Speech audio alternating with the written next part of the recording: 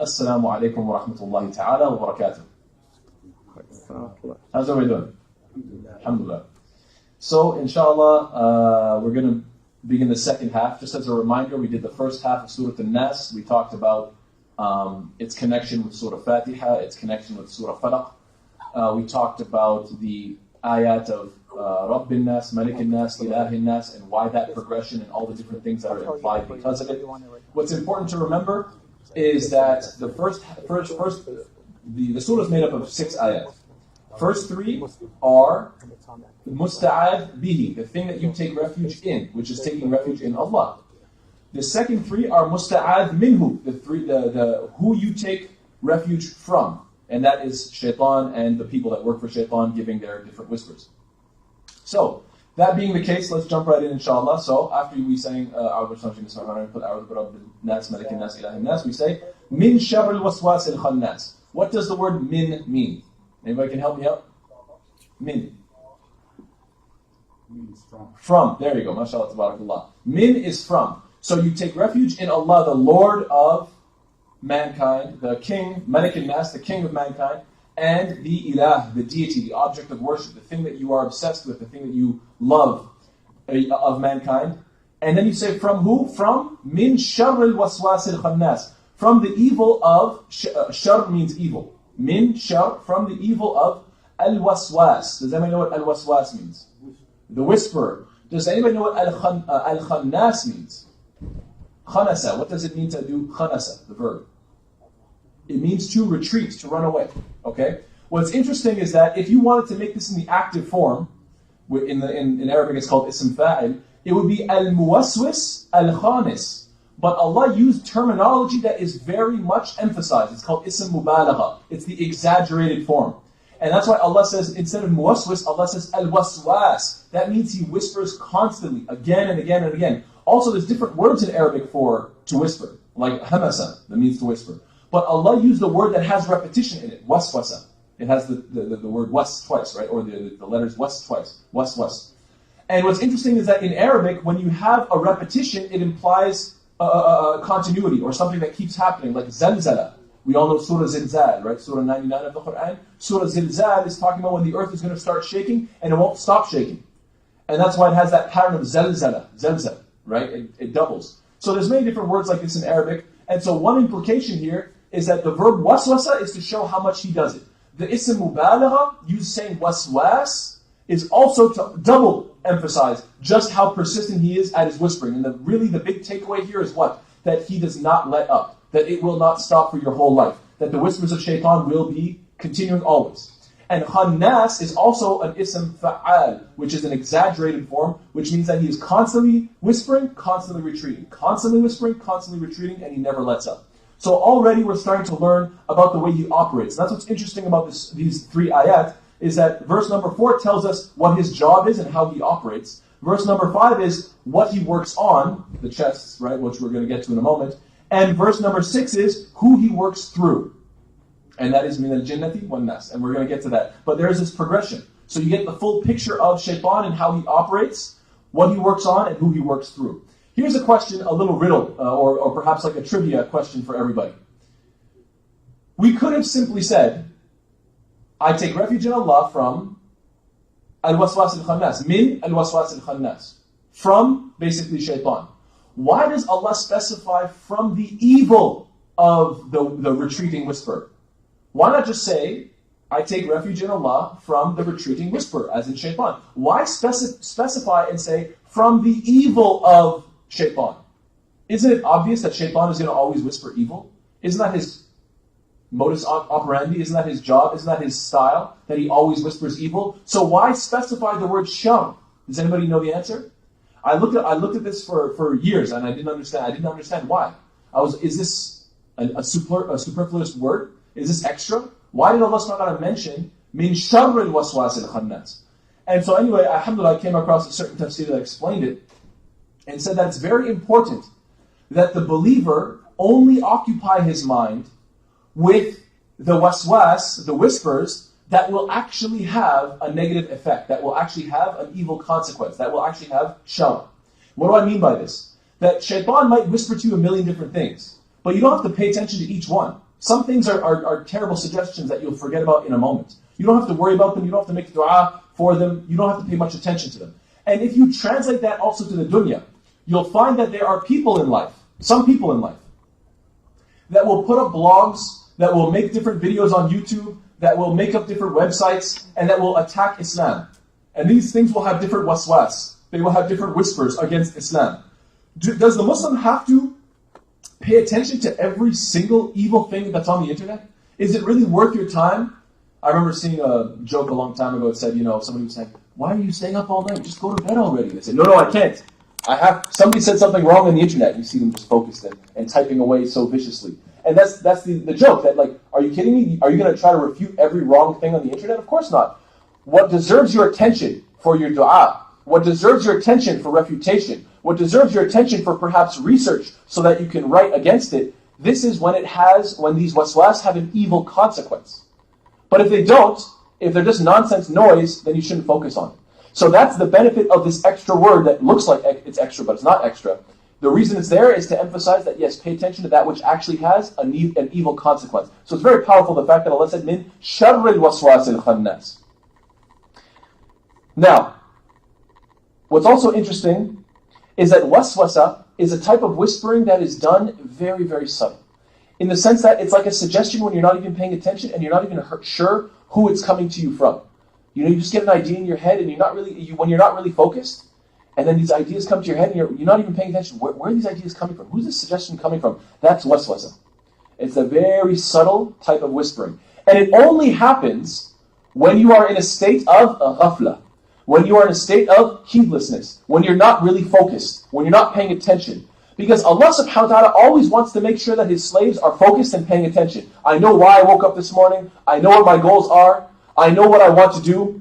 I am focused on my purpose and my objectives. That is the way that Allah wants us to be. People of remembrance, people of focused minds. Whereas shaitan is the poster boy, he is the representative of forgetfulness. In fact, there's several times in the Quran where Allah says, for example, استحوذ عليهم الشيطان فأنساهم ذكر الله, that shaitan overcame them and made them forget the remembrance of Allah. So shaitan here is being associated with forgetfulness. He wants you to forget. In another ayah, Allah mentions, وَقَالَ أَرَأَيْتَ إِذْ أَوَيْنَا إِلَى الصَّخْرَةِ فَإِنِّي نَسِيتُ الْحُوتِ وَمَا أَنْسَانِيهُ إِلَّا الشَّيْطَانِ. That Yusha' bin Nun, when he's talking to Musa alayhi salam, he says, I forgot the fish. This is a longer story. It's in Surah Kahf if you want to take a look. But the bottom line is that he says, I forgot the fish, and the only one that made me forget it was shaitan. Shaitan made me forget. So multiple times you see shaitan is associated with forgetfulness. Allah is associated with the exact opposite. When Allah subhanahu wa ta'ala says, أَفَلَا تَتَذَكَّرُونَ, twice in the Quran, will you not reflect or remember? Allah says 7 times in the Quran, أَفَلَا تَذَكَّرُونَ, will you not ponder, will you not think, will you not keep, stay fresh in your mind and reflect and think about it and remember? The Quran is called dhikr. The Quran is called dhikra. The Quran is called tadhkir. And the Quran is called tadhkira. These are all different various degrees of a reminder. Saying what? That this Quran is a heavy reminder. It always keeps you fresh. It always keeps your mind paying attention. That is the quality of the Quran. That is the power of the Quran.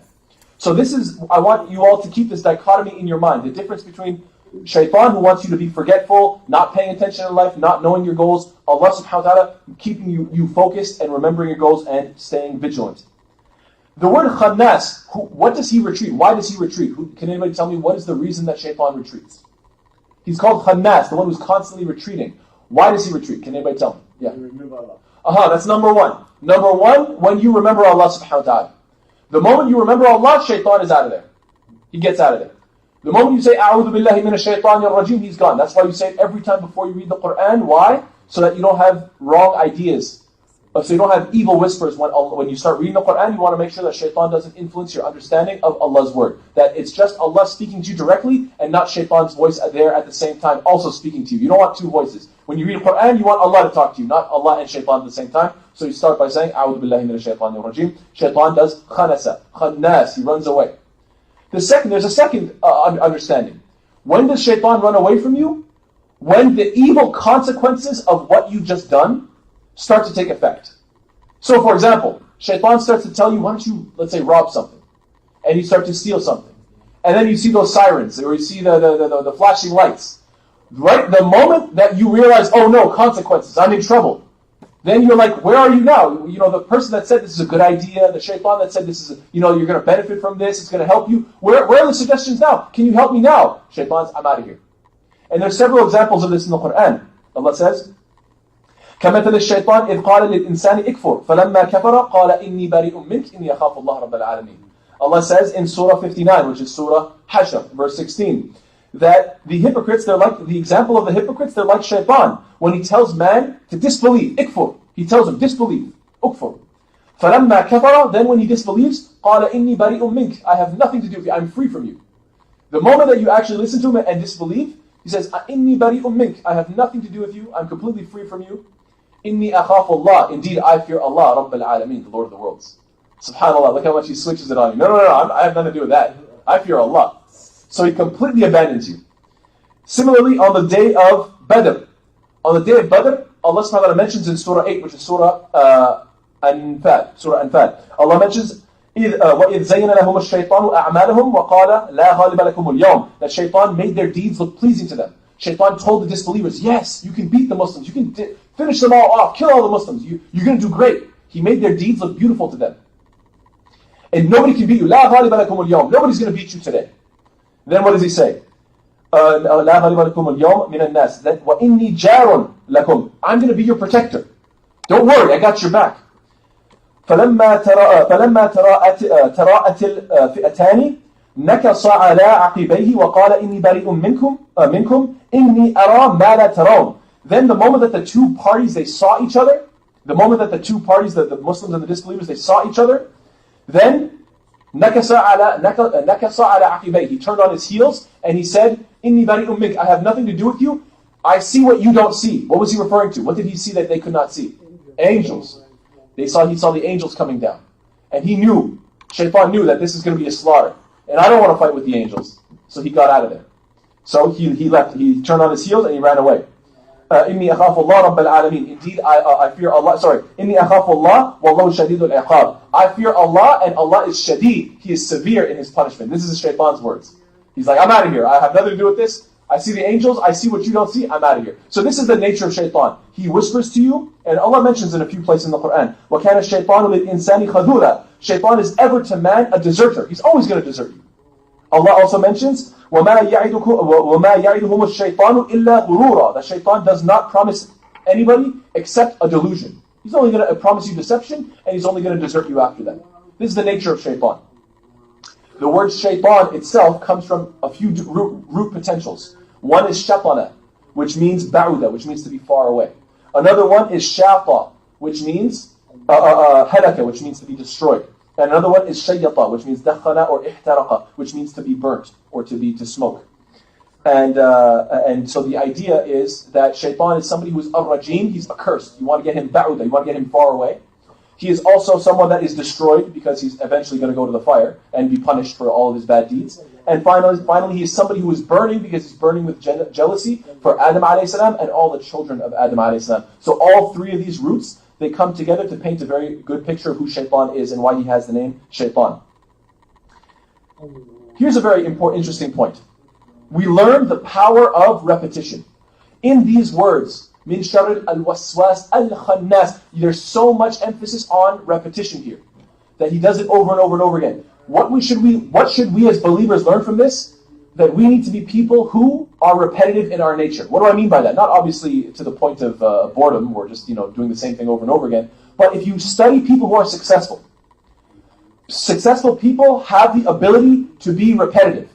Read page after page after page, even if it's boring, that's the way you learn. You exercise day after day after day, that's the way you get stronger. If you think you're going to get buff in one day, go to the gym, lift weights in one day and become all strong, it doesn't work like that. You're just going to pull your muscles if you try to lift such heavy weights. You have to go gradually and consistently. Repetition is the key to success.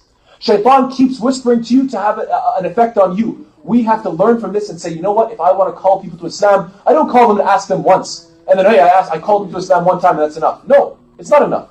You invite them once and then you try from a different angle. And you try from a different angle. Not to harass them, not to annoy them or bother them, but you keep coming with different interesting perspectives and you never know which key is going to fit right into the lock. You never know.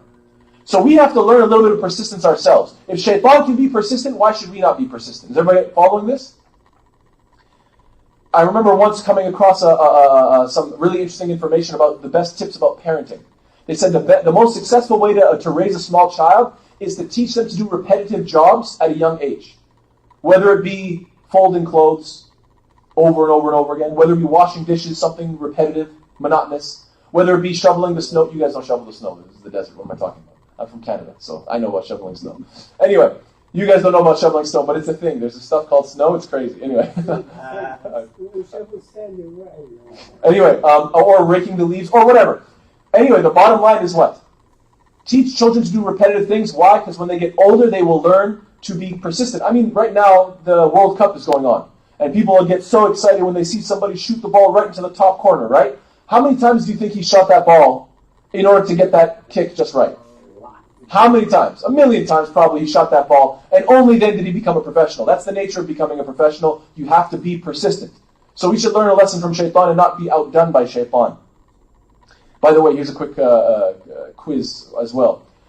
Because we're going to get to the point where it says, min al-jinnati wan-nas, right? These waswas are going to come from jinn and mankind. So my question is this.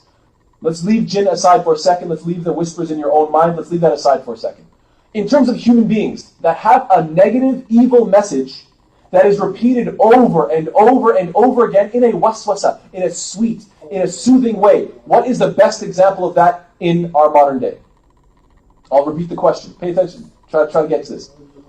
What is the form of information, let's put it that way, or media, let's put it that way, that is extremely repetitive, that has an evil message, and that is delivered in a really, really sweet way? Like waswasa. Who can come up? Huh? No, the news. Huh? No, there's something else. Okay. There you go. That's the one I was looking for. Music. Music. If you look at the music industry, or he said hip-hop, but whatever, I was speaking about music in general. If you look at music, for example, if you go on YouTube and look at the #1 most viewed videos, you'll always find that there's a huge list of all, what? Songs. And these songs have very sweet sounds. But if you were to actually listen to the lyrics and write down what the summary of the message is, you would think this is the most disgusting words I've ever seen. This is the message? The message is disgusting. Most hip-hop is what?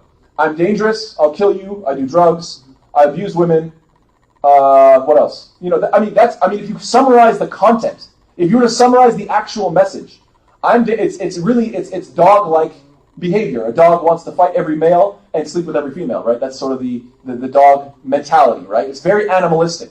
And that's what most hip-hop is. You'll find that it's all about, I'm tough and I'm dangerous and I'll fight every man, and I don't obey the rules and I'm against I break all the laws, right? I'm really, really tough. So I'm like a dog, like animalistic in that sense. I want to be the alpha male, right? And in terms of women, I have my way with every single woman, right? With every single woman. That's the summary. It's very, very animalistic. And subhanAllah, the most disgusting thing is that it's being pumped into our youth and turning them into, instead of thinking about deep things, philosophical thoughts, thinking about purpose, thinking about, I don't know, something, getting a degree and becoming something beautiful, something like an engineer or something like a doctor, or making advancements in science or anything. What are they thinking about? Animalistic behavior. Be tough to the males and be attractive to the females, and that's basically all I'm good for. Promoting this animalistic sort of mentality. And that's repeated so much. You can't even go to the bathroom in the mall without hearing the music playing. You can't even go to a restaurant without hearing the music playing. Everywhere you go, this music is so pervasive. There's always a radio on wherever you go. So this music is pumping this terrible message in the sweetest way. And so, subhanAllah, that's something to think about in terms of waswas shaitan. Min al-jinni wal-ins, from min al-jinnati wan-nas. Something to think about. Now, the word waswasa, by the way, is an onomatopoeia. Does anybody know what an onomatopoeia is? So the word onomatopoeia is a word, it defines a word that sounds like the definition of what it's describing. A simple example would be the word moo. We say that a cow moos, right? Or the cow is mooing. Why do we use the verb moo for a cow? Because when a cow makes a sound, it sounds like moo. Simple, right? So that's what an onomatopoeia is. A word that sounds like its definition. And so in the same way, waswas represents whispering, because when you hear people whispering, you hear sounds like waswasa, right? So that's the idea there. So now, we've learned that shaitan has a very specific mode of operation, which is called offense and defense, right? Every time you want to fight with somebody, you have offense and defense. What's his offense? Waswasa, whispering. What's his defense? Khanasa, getting out of there, running away. So this is a very pathetic enemy. We should never feel overwhelmed. And we should recognize that just with the name of Allah, we can defeat him. There is a beautiful ayah of the Quran. Allah says in Surah 17, which is Surah Isra, verse 65, إِنَّ عِبَادِي لَيْسَ لَكَ عَلَيْهِمْ سُلْطَانٌ وَكَفَى بِرَبِّكَ وَكِيلًا. Allah says to shaitan, Allah says, indeed, my slaves, you will have no sultan, you will have no authority over my slaves. He says this to shaitan. You have no authority over them. Why? Because the moment somebody worships Allah, remembers Allah, stays vigilant, knows what their purpose is in life, shaitan can do nothing but run away. So we should never feel defeated. It's very sad when I hear somebody, after I give a talk, somebody comes up, the waswasa shaitan, they're so powerful. I feel overpowered. SubhanAllah, akhi. وَكَفَى بِاللَّهِ وَكِيلًا. That Allah is enough as a trustee. You trust in Allah, you can get rid of shaitan. You remember Allah, you remember your purpose, you remember what you want to do in life, you stay focused and vigilant, shaitan's going to run away. You say, Subhanallah, Alhamdulillah, La ilaha illallah, Allahu Akbar, shaitan runs. And astaghfirullah and so forth. So, how is it that if now I'm representing shaitan as somebody so weak, that all his offense is whispering, and his defense is running away? If that is the case, then how is it that he has such a powerful effect? Because even though his method of attack is so small, just a little whisper, let's pay attention to what a whisper can become for somebody who is not paying attention, someone who's asleep at the wheel, someone who's going through life with heedlessness, with ghafla, someone who's just going through life not paying attention. You know what happens to that person? A whisper becomes a desire, right? First they get a little whisper, but then that whisper becomes a desire. The desire becomes an intention. Now I want to do it. An intention becomes a resolution. Now I really want to do it. I have to do it. I have a resolution to do it. A resolution becomes an action. You finally implement it. An action becomes a habit. You start to do it regularly. A habit becomes an addiction. Now you're stuck to it. And an addiction becomes a lifestyle. And a lifestyle in Arabic is called deen. Oftentimes we translate the word deen as religion. But the word religion is problematic in the English language. It has many different definitions. People debate about what it really means. Let's leave the word religion alone for a second. The word deen means a full way of life. That means that if somebody says my religion is, let's say Christianity, but they have no actions that actually resemble anything Christian-like in their life, we would not say that is your deen. We would say, look, I'm sorry, that is your label. You label yourself Christian, but that is not your deen. Your lifestyle is something completely different. And I could watch your day, I could watch your week, I could watch your month, and then evaluate what your actual deen is, what your lifestyle is. From the Islamic perspective, that's what deen means. It means your lifestyle. And so we have to be very careful, because I'll say it again, waswasa, one simple whisper, a whisper becomes a desire becomes an intention becomes a resolution becomes an action becomes a habit becomes an addiction becomes a lifestyle, and now from one single little waswasa, what do you get? You get a whole lifestyle based on evil. And I'm sure we've all seen people who have gone down a very terrible road of addiction, and it all started with one little waswasa. So we have to be very, very careful. We know that shaitan is very persistent. If anytime he fails, he'll always try the next thing. What do I mean by that? The first thing he wants you to do is commit shirk, disbelief in Allah, associate partners with Allah. If he fails at that, he's going to say, okay, you're a Muslim, but involve some sort of a perversion in your deen. That's called bid'ah, some sort of a perversion in your faith. If he fails at that, he's going to try to make you do major sins. If he fails at that, then the minor sins. If he fails at that, he's going to try to waste your time with useless things, but that are neutral, just neutral things. Just waste a lot of your time. If he fails at that, he's going to try to make sure you do good deeds that are lesser good. You do major good deeds, big good deeds, then what is shaitan's next plot? To make sure that you stay isolated. To make sure that you don't have an effect on your community. And if he's seeing that you're having a positive effect in your community, what's the next step? He's going to send his soldiers from amongst the jinn and from amongst the people to bother you and to challenge you and to try to get under your skin, so that at one moment, what will you do? You will lose your cool and you will ruin your reputation by saying the wrong thing or doing the wrong thing, by losing your cool. And that's why Allah subhanahu wa ta'ala says, وَإِمَّا يَنزَغَنَّكَ مِنَ الشَّيْطَانِ نَزْغٌ فَاسْتَعِذْ بِاللَّهِ. That when you have an evil incitement come to you from shaitan, what should you do? Take refuge in Allah. Take refuge in Allah. Because that's what shaitan's going to want to do to you. He's going to see you building yourself up to a better person. He's going to try to make you ruin your reputation by inciting you towards something angry. By the way, shaitan has different people. We all know there's different hadith about shaitan. There's one hadith which is very powerful. Shaitan, his throne is over water. And different shayateen, they come to him and they report what they did. They say, I made this person do this. He says, okay, that's good, but I don't really care. The next person says, I did this. And he says, okay, that's okay. Whatever, next person, next person. And people keep on saying what they made people do until one person says what? That's right. I made a man and a wife. I kept on nagging them. I kept on whispering to them. I kept on pushing them until finally there was a divorce. And this is something that we need to pay attention. This is mentioned in Sahih Muslim. That the Prophet ﷺ mentions that shaitans, then he says to that shaitan, shaitan, he says, come here close. Sit next to me. You're my number one today. Everybody else, you did this, that, and the other, that's great. But this guy, he's my number one. I want him to stand out. Why? Because he made a divorce. Why is the divorce so terrible? Because it's the only family bond that is created through the name of Allah. Every other family bond is created through birth, right? You have a brother because you were born from the same womb. Same thing with sister, etc. Or your parents for the same reason, through blood reasons. But there's only one family connection that is created through the name of Allah, and that is marriage. And so when he can break that family bond that was made through Allah's name, then that's a victory for shaitan. Also, look at the negative effects it has on society. When you have a community that has single parent households, you'll find that statistically, there's lots of statistics to back this up, that proves that the children that are raised in single parent homes are more likely to drop out of high school, are more likely to end up in jail, and so on and so forth. So shaitan knows that by breaking up this relationship, I can ruin these people, I can scar them for life so that they can't formulate proper relationships in the future. There's lots of men walking around, I hate women. Women are the worst. They're a bunch of gold diggers, right? You hear this from some men. Why? They were scarred by one woman, now they hate all women. You see some women saying the same thing. All men are dogs. All men are terrible. They're all pigs. They're all dogs, etc. That she had one bad experience with a man, now she hates all of men. So not only can shaitan, through one divorce, through one breakup, ruin these two people's future at relationships, on top of that, he can have such a powerful negative effect on the children. And that can have negative effects throughout society. So subhanAllah, there's a big residual effect. That's why shaitan says you're number one. Because you had such a powerful effect. What else?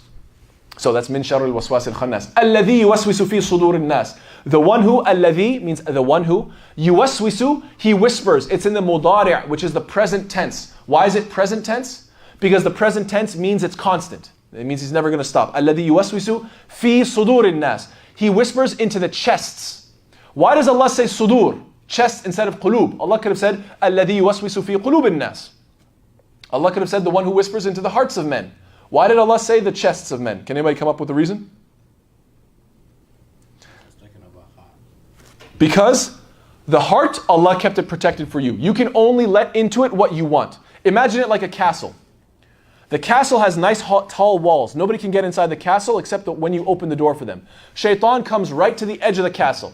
And he wants to come in and he asks to come in. Only when you let your guard down. Only when you allow him to come in. He keeps on whispering on the top of that, inside the chest. But he can't get into the heart unless you open the door to him, unless you are completely heedless, and then shaitan can actually enter in. So, the heart is protected. And the heart is, you hold the keys to your heart. And the heart is like a container. If you want to fill it up with good, then it'll push out the bad. If you fill it up with bad, it'll push out the good. Your heart can only contain so much. So we always want to make sure that we surround ourselves in good gatherings to fill our hearts with iman, not with disgusting and evil things, inshaAllah ta'ala. Now, what are some manifestations of shaitan's waswas? I don't know if you've ever seen this, but some people, they have this OCD. I've seen some people, subhanAllah, it's very sad. They make wudu one time, and they're like, okay, let's go pray salah. They're like, no, I didn't do it right. They make wudu again. I remember one time, we prayed salah. The whole salah, after the salah, we said salam. I went and I saw the guy was still making wudu. Why? Some people have these waswas of shaitan. It's never good enough. No, do it again. No, I missed the hair. No, I forgot to say bismillah. Okay, bismillah, and they do it again. They keep making wudu over and over again. There's some people, they say takbir the first time. No, it wasn't good enough. Takbir, Allahu Akbar. No, it wasn't good enough. Allahu Akbar. They keep saying takbir over and over again. This is from waswas of shaitan. We have to ask Allah to protect us from this type of OCD behavior. That's one manifestation. How do we protect ourselves from waswas of shaitan, the whispers of shaitan?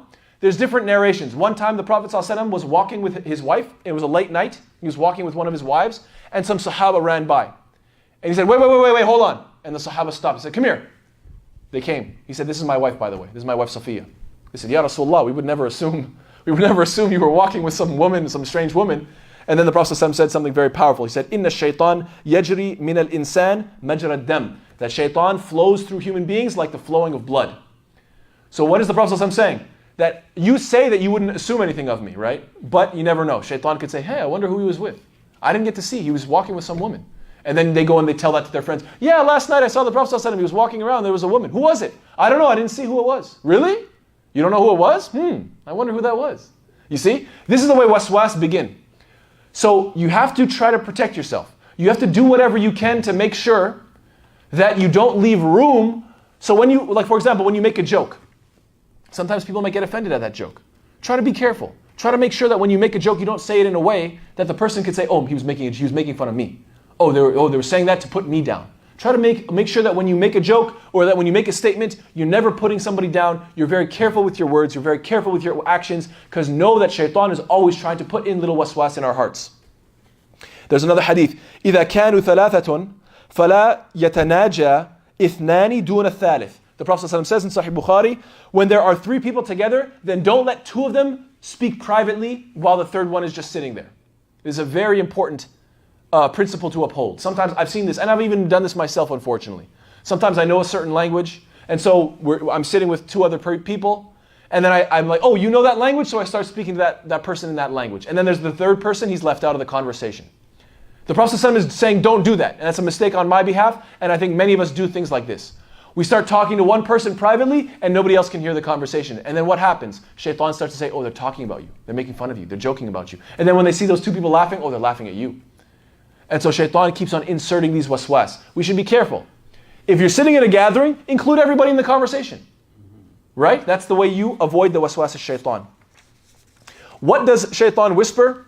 The beautification of evil deeds, the denunciation of good, the distractions towards good, the distorting of reality, making sure that bolstering emotionality so that you don't see things clearly. These are the different things that shaitan does. Allah mentions what he does. Also in the Quran, Allah mentions that he gives threats. What does shaitan threaten you with? Ash-shaytanu ya'idukum al-faqr. He promises you poverty. He threatens you with poverty. Have you ever seen some people, they work so hard. They're making money. And you say to them, look, you can spend some time with your family. You can spend some time on your community. You can spend some time on your body. You're hurting your own body. You can exercise sometimes. No, I have to work more. I have to work more. Spend some time in the masjid. Spend some time on your deen. Do something. No, I have to work more. Buddy, you have money. No, it's not enough. Why? Shaitan ya'idukum al-faqr. Shaitan is always promising you poverty. So on the one hand, we want to be responsible with our money, absolutely. Be responsible with your money. But at the same time, don't let shaitan constantly whisper to you and say, you're going to be broke, you're going to be broke. No, have enough trust in Allah that you save, you have your savings, at the same time you're also generous. You can also take some time away from work and focus on other things that are important in life. Why? You have to be balanced as a human being. Also, يَأْمُرُكُمْ بِالْفَحْشَاءِ. He orders you, he commands you to fahsha. Fahsha is what? Immorality, licentiousness. The next time you're looking in the mirror and you say, hey, maybe I should show a little bit more skin. Hey, maybe I should, show a little bit more tightness on my clothes, and so on and so forth. Know that this is the amr, this is the command of shaitan. This is what shaitan wants from you. He wants to constantly make you take off your clothes. In fact, if you take a look at, I can't get into detail because it's too long. If you look at Surah A'raf, the beginning of Surah A'raf, which is Surah 7 of the Quran, you find that Allah subhanahu wa ta'ala goes into great detail talking about Iblis and Adam, and then finally it culminates to the point where shaitan makes a promise and says, I am going to attack him, and the way I'm going to attack him is I'm going to make sure that he takes his clothes off. That's what I want to do. I want to make sure that the human being, I want to make sure that I show him his nakedness, that I want to always expose his nakedness. And so then Allah subhanahu wa ta'ala goes into great detail about how clothing is a blessing from Allah. It's a gift from Allah subhanahu wa ta'ala. And then Allah says, وَلِبَاسُ التَّقْوَى ذَلِكَ خَيْرٌ. That the best libas, the best thing to clothe yourself with is taqwa, is the God consciousness. So subhanAllah, it's really interesting how there's a big focus in the surah, in Surah A'raf, which is Surah number 7, about clothing and how shaitan wants to attack your clothing. And this is very obvious. I mean, subhanAllah, we see people, naked left and right. This city especially, you can't drive down the street without seeing nakedness on the billboards. So subhanAllah, really shaitan is doing his job by once again turning us into our most animalistic selves. Instead of focusing on being a human being that has thoughts and ideas and goals and so forth, he wants to reduce you to an animalistic type of creature by making sure that you're always naked. Also, Allah subhanahu wa ta'ala mentions, إِنَّمَا ذَلِكُمُ الشَّيْطَانُ يُخَوِّفُ أَوْلِيَاءَهُ, that shaitan only wants to frighten you of his awliya, of his allies.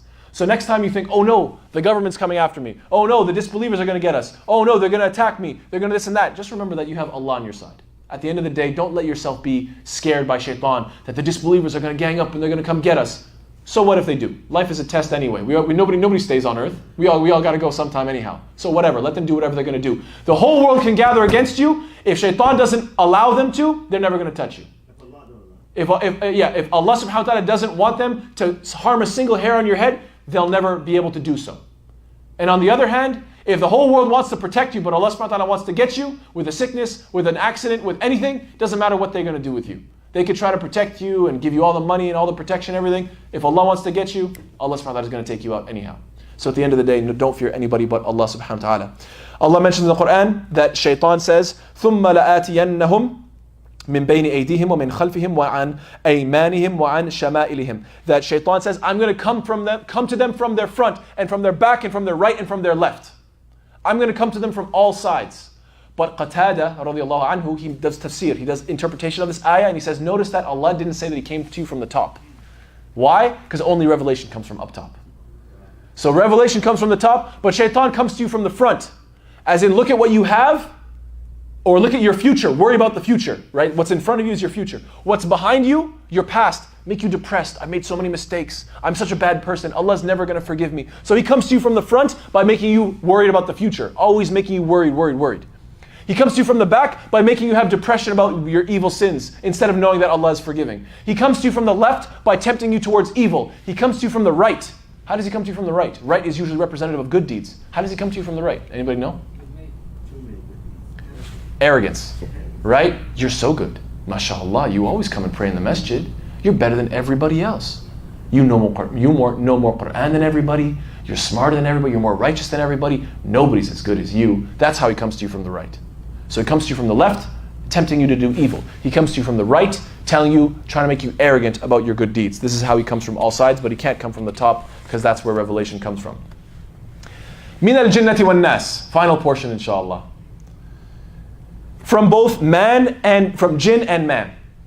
So last home stretch, inshallah. I know this is getting a little long. I apologize. Just 3 ayat. I apologize. But mashallah, there's a lot to talk about. What does this imply? Two interpretations. One, that shaitan does waswas to both the hearts of jinn and to the hearts of mankind. That's one interpretation. Another interpretation is that he does the waswas through jinns and through human beings.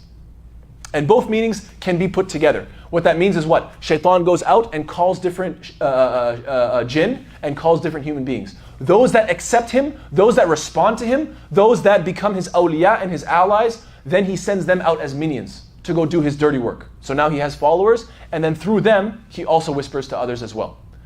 We should always remember, to any young people, if young people come to you, mashallah, there's not many young people here, but if there's some high school kids that come to you and ask you for advice, and many young people ask me this question, is it okay if I have non-Muslim friends? Right? Have you guys ever heard this question? Is it okay for me to have non-Muslim friends? My answer is very straightforward. Who is influencing who? In every relationship, one person is going to influence the other person more. If you are having an influence on that non-Muslim friend, or that, let's say, not very practicing Muslim friend, if you're having a positive effect on them, then go ahead and maintain that relationship. Why? Because inshallah they'll become better. Inshallah they'll accept Islam. Inshallah they'll become righteous, etc. If you find that they're having an effect on you, they're rubbing off on you, then you need to cut the relationship. So that's in terms of man. In terms of jinn, always say, A'udhu billahi minash shaitanir rajim, and seek refuge in Allah. Remember Allah, and shaitan will run away. There are several instances where Allah subhanahu wa ta'ala mentions that two different ways of dealing with human beings when they come to you with evil suggestions. Allah twice mentions, idfa' billati hiya ahsan. Respond with that which is better. That's when you decide to be persistent with this person. You always, no matter what they come to you with that's ugly, that's evil, that's angry, you always respond with that which is better. That's the way you deal with an evil person who is doing waswas from amongst human beings. Or if the situation is so bad that you know that this person is going to keep suggesting evil things and keep pushing you towards evil, and it's going to bring the worst out of you, it's going to make you angry, it's going to turn the situation into a really bad fight, what should you do? قَالُوا سَلَامًا. Say bye. I got to go. Salam. or أعرض عن الجاهلين, turn away from the ignorant people. These are two ayat of the Quran where Allah mentions, look, if it's getting too bad, just turn away from the jahilin. Turn away from the ignorant. So, yes. Also, we should remember that the first person, when we talk about that the waswas can come from people, the first person that it can come from is from yourself. Right? I mean, let's be honest. If waswas, if evil suggestions are going to come from people, then I should be worried about number one, my own self and my own waswas. As there's a dua the Prophet ﷺ taught us, where one portion of it says, أعوذ bika min sharri nafsi. I take refuge in you, O Allah, from the evil of my own self. And there are different ayat of the Quran as well, where Allah subhanahu wa ta'ala mentions, وَلَقَدْ خَلَقَنَا الْإِنسَانَ وَنَعْلَمُ مَا تُوَسْوِسُ بِهِ نَفْسُ. We have created mankind and we know what his own soul whispers to himself. So the first person you want to be careful of is your own whispering of your own self. Furthermore, it's interesting that the end of the Quran is talking about the waswas of shaitan. And the last sermon of the Prophet ﷺ, the Prophet ﷺ mentions, أَلَا وَإِنَّ الشَّيْطَانَ قَدْ يَئِسَ مِنْ أَنْ يُعْبَدَ فِي بِلَادِكُمْ. That indeed shaitan has lost hope of ever being worshipped in this city of yours. Speaking about Medina, nobody's going to do shirk anymore in Medina. However, but he will have compliance in what deeds you consider insignificant. So shaitan, so you see that in the last sermon of the Prophet ﷺ, he talks about waswas of shaitan, trying to get you to push you to do the little things. Because little things, they snowball effect. And so in the same way, the ending of the Quran is mentioning waswas shaitan as well. So you see a consistency in the Quran and in the Sunnah. It's very quite beautiful the way there is that consistency. Furthermore, we should remember at the end of the day that shaitan's plot is weak. And that Allah's plot is ultimately the strongest. If we trust in Allah, we should not be afraid of shaitan. إِنَّ كَيْدَ الشَّيْطَانِ كَانَ ضَعِيفًا. That indeed the plot of shaitan is always weak. That shaitan is not going to have a very powerful effect on you. And we should remember that the word Nas is mentioned 5 times in the surah. And each one shows a different kind of people. Rabbin Nas, we talked about it last week. Rabbin Nas, the Lord of mankind, when you're a baby, the only relationship you have with Allah is that Allah takes care of you. He does tarbiyah. He's your nurturer. He's your Rabb in that sense. Then when you become in high school, He's your Rabb and your Malik. He nurtures you, but He's also giving you laws. Because now you have to obey the laws of Allah. Because now He's your king, and kings give laws. Then when you become an adult, you realize instead of feeling like these laws are here as oppression, high school kids are always like, oh, everything's haram, it's so hard on me. Instead of that, you start to appreciate these laws. And you realize that these laws are actually good for you. You realize that these things are actually good for you. So then He becomes your ilah in nas. You start to become in love with Allah. You start to see Him as your ilah, your object of worship, your object of devotion. So there's 3 different types of nas: the baby, the adolescent, then the adult believer. In terms of the first 3 times the word nas is mentioned. Then min sharril waswasil khannas alladhi yuwaswisu fi sudurin nas. He whispers into the chests of man. That's the believer. The believer is always going to be dealing with the waswas of shaitan. But if the disbeliever accepts these waswas and adopts them, then he becomes min al-jinnati wan nas. So there's 5 different times nas is mentioned, and each one represents a different kind of person. Does everybody see that? It's quite beautiful, isn't it? Because somebody might wonder, why is the word nas repeated so much in this surah? Well, each one has a different connotation. Each one has a different representation of what stage you are in life, whether you're a believer, disbeliever, whether you're young, whether you're old, whether you're adolescent, whether you're struggling with your deen, or whether you're in love with your deen. You see, they all have different types of nas. Very beautiful. Last point, or last 2 points, inshallah. Last 2 points. Second to last point is what? That if you take this is just one of those mathematical points that people love to do. They love to count letters and numbers and see, how things add up. The word nas is made up of 4 letters. Alif, Lam, Noon, and Sin, right? Those are the letters that make up the word nas. If you count how many times those 4 letters come up in this surah, it's 49 times. And it just so happens that when you go to Hajj, you throw the rocks at shaitan 7 times. 7 rocks, 7 different times. What's 7 times 7? 49. So it's just interesting that you say, A'udhu billahi minash shaitanir rajim, and you throw a rock, and when you do Hajj, 7 times 7, 49 times, and the word An-Nas, which is the name of the surah, is the letters that make up Nas, they add up to 49. So it's just, some people say that, this is a coincidence. Well, you know what? There's a lot of coincidences. It just so happens that when you look at the Quran, in terms of these number things, there's just a lot of coincidences. So Wallahu ta'ala a'lam. Allah knows. Finally, the last point that I want to say is that the Prophet ﷺ says, In Sahih Muslim, أَلَمْ تَرَ آيَاتٍ أُنزِلَتِ اللَّيْلَةَ لَمْ يُرَى مِثْلُهُنَّ قَطْ. He says, what wonderful verses have been sent down tonight, the like of which have never been seen before. And then he says they are قُلْ أَعُوذُ بِرَبِّ الْفَلَقِ and قُلْ أَعُوذُ بِرَبِّ النَّاسِ. So the Prophet ﷺ described these ayat as something very special, very powerful. We should attach ourselves to these ayat and know that both of these surahs are surahs that we take refuge in Allah from the evils that are in the world around us. That's Surah Falaq, which inshallah we'll talk about next week, and Surah An-Nas from the evils that we find being whispered into our own selves. With that, I will close. Are there any questions, comments? Please. Oh yeah, I should mention this, inshallah. I want to remind everybody every week that when you make a comment, see, it's easy for information to go in one ear and out the other, right? It happens all the time. You hear information, you think, that's nice, but then it goes away. But when you hear information, think about it, formulate your own thoughts, your own words, and then actually make a comment, then typically that information sticks in your brain much better.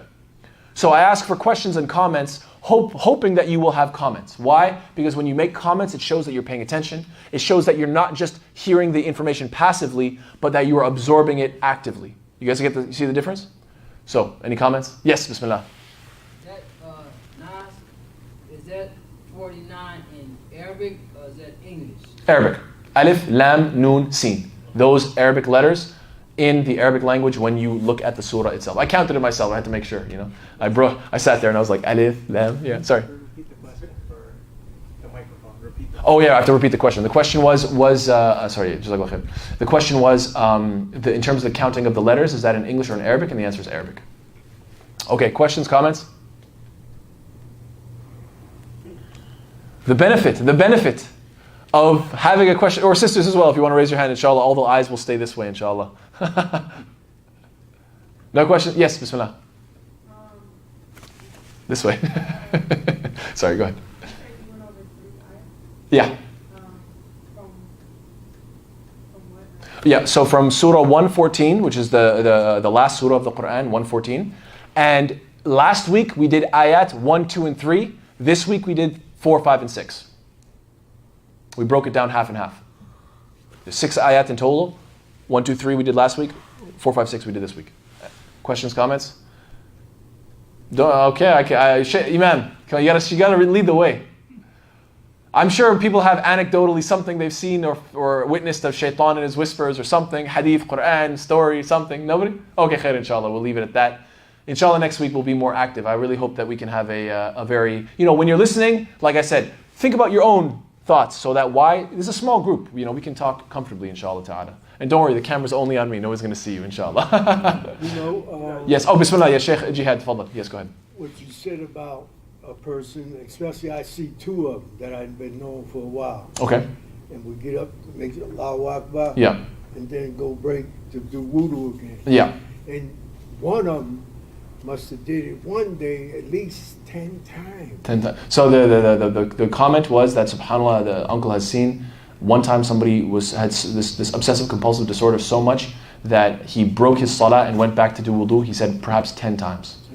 This is the waswas of shaitan. We have to be very careful, and we have to try to get these people whatever help they can with a psychologist or whatever we can, and try to help them, inshallah ta'ala. But yeah, this is a serious problem that shaitan. What you did wasn't good enough. What you did wasn't good enough. No, you have to do it again. You have to do it again. You have to do it again. It takes up your whole life. It's very dangerous. Very sad.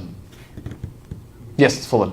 Yeah, just maybe like an observation about how with shaitan, how we start the Quran. When we say "A'udhu billahi minash shaitanir rajim," and at the end, it's dominant about the whispering of the shaitan. Yeah. It's in a way of our life as well. So, because when we are born, everybody is touched by shaitan. Yeah. Yeah. And then also that he doesn't leave us alone all the way at the moment of death. That's true. From the beginning to the end. So it's just so like. Yeah. But he's our like enemy. Like he will not leave you alone. Yeah. You're leaving this world. So. Beautiful observation. So just the same way we begin our journey of the Quran with A'udhu billahi minash shaitanir rajim, then start reading, and we end with this surah, which is like one big A'udhu billahi minash shaitanir rajim, right? That's kind of the theme of the surah. In that exact same way, I'm just repeating so that people can hear who recorded. In that exact same way, the whole Quranic journey is staying away from waswas shaitan. You also find that the baby is born and gets pricked by shaitan. The only two exceptions, I believe, were Maryam alayhi salam and Isa alayhi salam. But other than that, everybody gets pricked by shaitan. That's why the baby starts crying. And up until your last moments, where shaitan will come the strongest to make sure you don't say La ilaha illallah Muhammad Rasulullah before you die. He will try to remind you of everything and anything. He will try to make you think about and talk about anything to make sure that he doesn't let you say the words La ilaha illallah Muhammad Rasulullah, because if you were to make those your last words, then you will inshallah enter into Jannah. And the only way you can make those your last words is if you live by that. It's not going to be easy. I mean, if shaitan's coming to you in a let's say 1% now, he's going to come 99% on that day. He's going to come full force on that time, and he's going to try to make sure you don't say La ilaha illallah. So we always want to practice our deen as much as we can through our life, so that we die in a state of Islam. So saying that, I don't know if there's a hadith or anything in regards to that. Now, is he going to be at that moment coming like, is waswas is going to be so strong, or is he actually going to come in a form? I don't want to speak authoritatively. That's a good question. I have always understood it to be he's going to come in the just waswas, like he's just bombard your mind with talk about this. What about your inheritance? What about last words to your kid? What about this? What about that? What about or think about what about that song you like? The soothing song that makes you feel better. Or that, or something funny, something to relax your mind, because, dying is not exactly an easy thing, right? It's a very scary thing. You don't know what's going to happen in this journey. So you're on your deathbed and you're scared. And so some people, they start singing a certain song that soothes them, that calms them down. Some people start calling out to their family members, et cetera, et cetera. There's many different things people do to try to cope with this highly stressful situation, right? And so shaitan's going to come to you at that time and say, do anything and everything, just don't say La ilaha illallah Muhammad Rasulullah. So that's what you want to do. You want to say your last words is La ilaha illallah Muhammad Rasulullah, and inshallah may Allah subhanahu wa ta'ala make us of those who say those as our final words. Ameen Ya Rabbil Alameen. Inshallah, I think with that we'll close. I think it's a good note to close on. Wa sallallahu ala sayyidina Muhammad wa ala alihi wa sahbihi wa sallam kathira. Wa assalamu alaikum wa rahmatullahi wa barakatuh. Inshallah, I'll see you next week with Surah Al-Falaq.